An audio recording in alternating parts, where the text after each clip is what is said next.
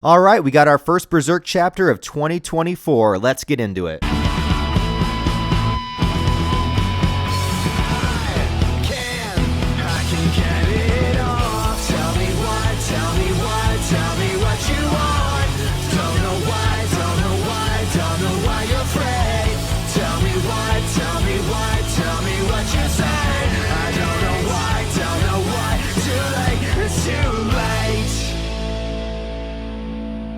First, I want to say that I think Koji Mori and Studio Gaga did an amazing job with this chapter. I think the artwork looks incredible. I think it's getting better every single chapter, closer to the Miura style that we know and love. And there's a lot of information in this chapter that I think is going to be great setup moving into our finale, basically, our final war arc. So the chapter opens with Guts kind of floating around within the astral realm, sort of his consciousness being swept away. And what I find very interesting about this, and also scary for the continuation of the series, is that if it goes in line with the abyss, and I'm not saying Guts is being swept towards the abyss, but what I'm saying is the further that you go into all these astral layers, the more that you lose your sense of self. There's been a lot of times where he's used the Berserker armor and he's gone into his rage mode, and he kind of like loses his ego, loses his sense of self for at least a limited amount of time before Schierke or the Moonlight Boy or somebody else is able to pull him back from it.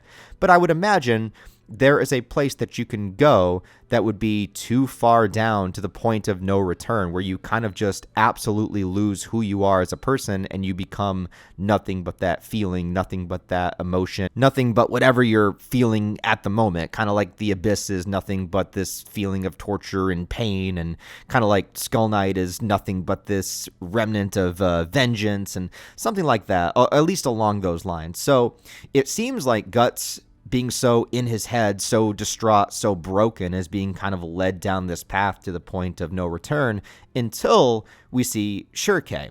And Schierke has always been his backup, always been his support, always been able to kind of pull him out.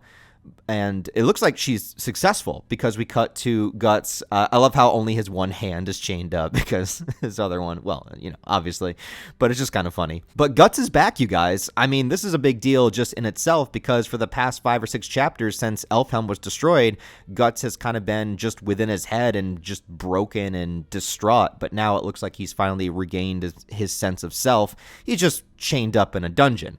But it makes a lot of sense because Salat and the other Bakiraka have seen Guts before and they know what he's capable of. And, if Guts is kind of losing his sense of self and losing his mind a little bit, I think it makes sense to kind of tie him up, regardless of what Rickert is saying. Also, we got to look at where we're at here. This is the kind of hidden Kushan fortress, and they are in control here. Our main characters are not in charge.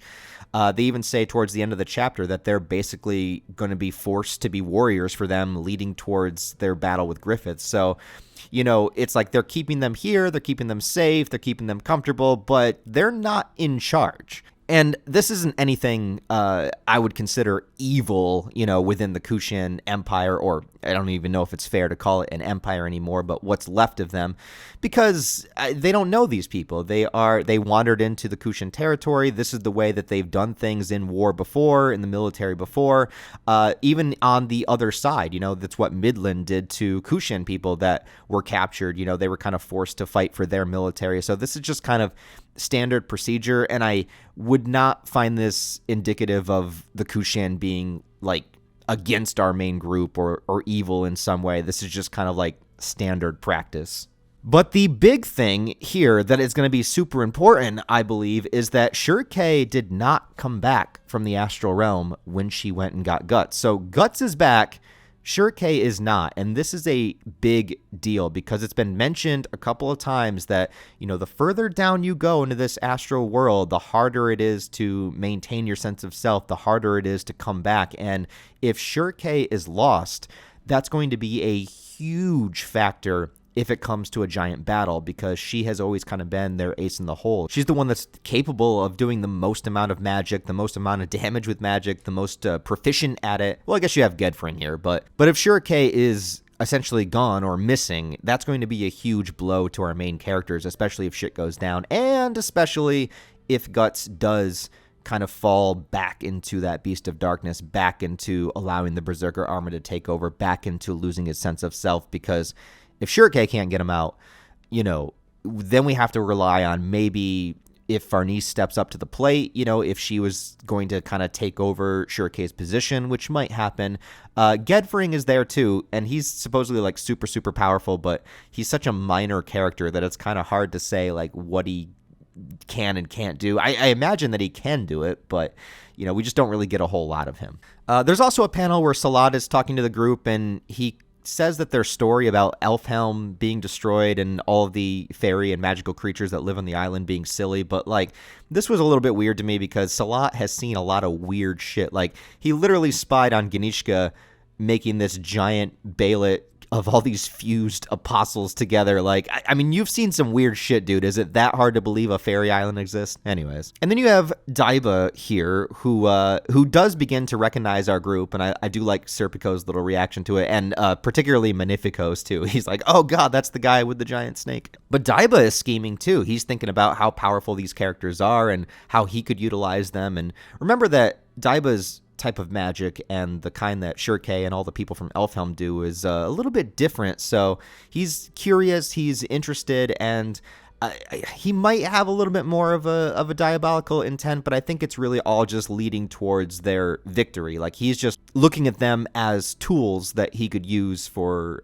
the battle against Griffith, which would be, a mutual thing that probably both groups are trying to do, but he's just kind of looking for that little bit of control with it. Then I got to this page, and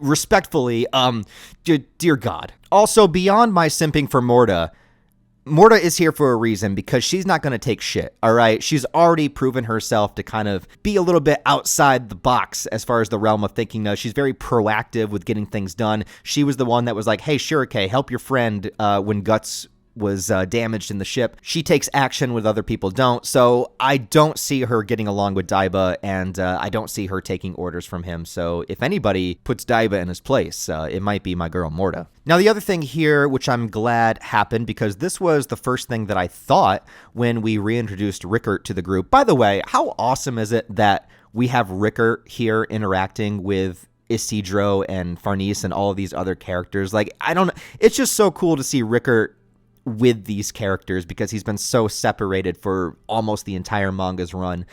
Now, there is a moment where Rickert recognizes Puck, which is what I wanted to have happen because they know each other, and I thought it was very weird that they didn't put that in the last chapter. I understand that you can't put everything in every chapter. You have a limited amount of time, space, and panels, but there should be some kind of acknowledgement that they know each other.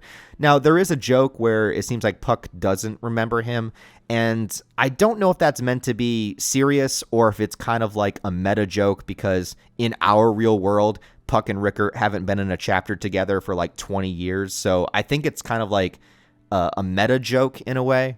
But if it's meant to be serious, it's a little bit lame for Puck not to remember Rickert. But the main reason I wanted Rickert to acknowledge this and acknowledge Puck is because Rickert knows that the last time he saw Guts, Casca was with them.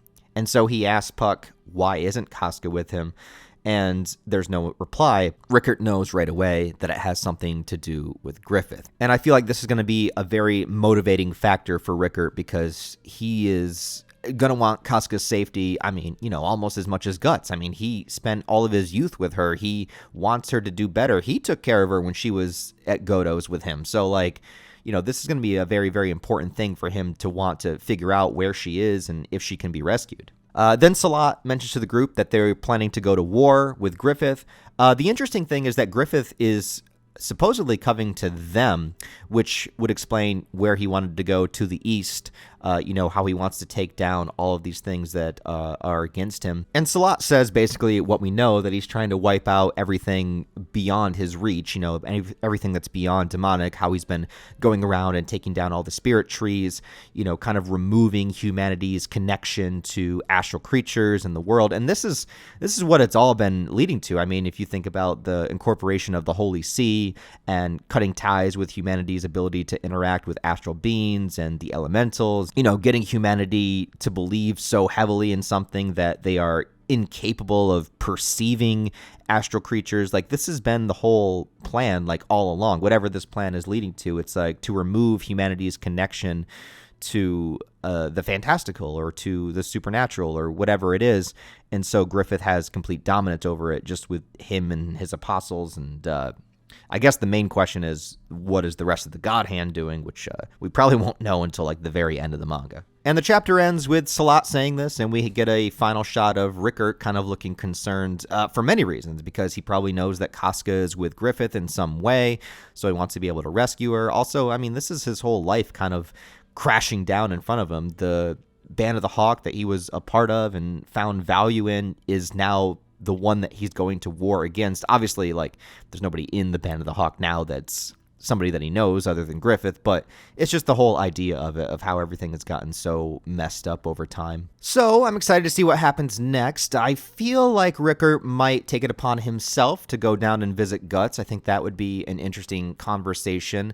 If things go the way that it seems to be building up here, we might have interactions with Daba trying to learn or take control of the magical people that are within the group here. Really concerned for Schierke. I do not take what's happening to her lightly. I think that this might actually be pretty serious, but then again, who knows? She might just come back the next chapter. I also have plenty of speculation that we might cut back to Casca and see what she's doing.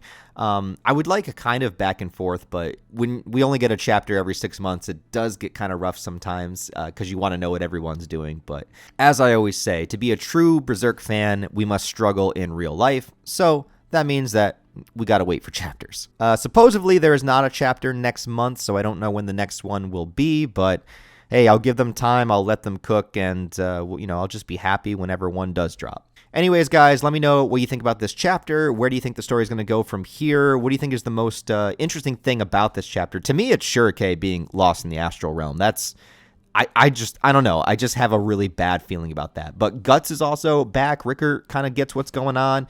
Our main cast are going to be soldiers for the Kushan, whether they like it or not, and Morta just looks more and more fine every time I see her. Anyways, guys, thanks for watching this video. I really do appreciate it. Go ahead and give the video a like and a comment to help it out in the algorithm. Subscribe if you want to see more reviews. Also, check out some of the other stuff on the channel. I review more than just manga. I do movies and retrospectives and just kind of casual live streams and stuff like that. I got a bunch of stuff going on. But as always, guys, thanks for watching. I appreciate your support, and I'll see you in the next chapter.